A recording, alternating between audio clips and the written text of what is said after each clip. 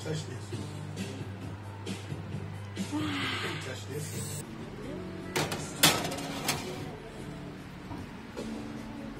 Hello mga ka-episode. So, si Liwami is on the way na. Sinundo na ni Incheck. And then, request niya kasi kaninang, actually hindi niya request, first is tinanong niya kung may tinapay pa.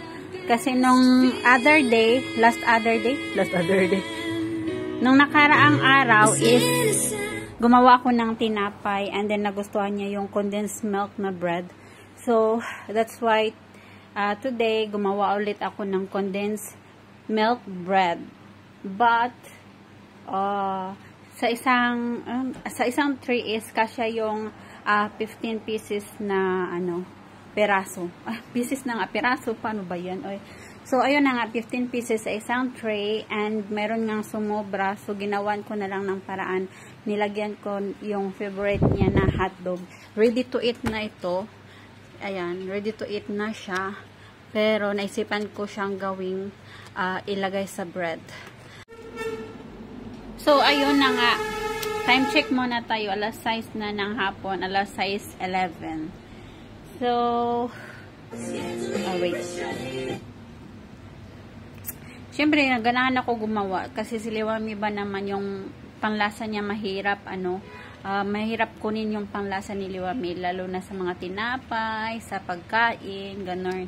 Ayaw pa naman niya yung mga super duper sweet. Ayaw pati niya ng chocolate. Ayaw daw niya ng chocolate. Charot. Alam niya naman, na-adapt na niya yung panglasa ng mga Chinese and everything. And I'm so happy kasi siya mismo talaga nag-request na gumawa ko ng tinapay. Sino ba naman hindi ganahan gumawa ng tinapay? Mismo anak mo na ang nag-request na masilan sa panglasa, 'di ba? So ayan, ginawan ko na siya. Of course, mas pinasarap ko na ito ngayon kaysa before. Waiting na. Nasaan na kayo? I'm here na.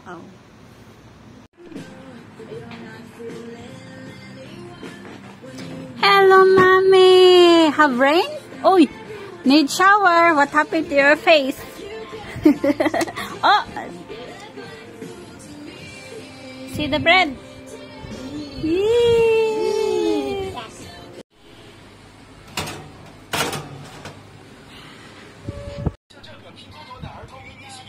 Why like this? Not this. This have hot dog inside.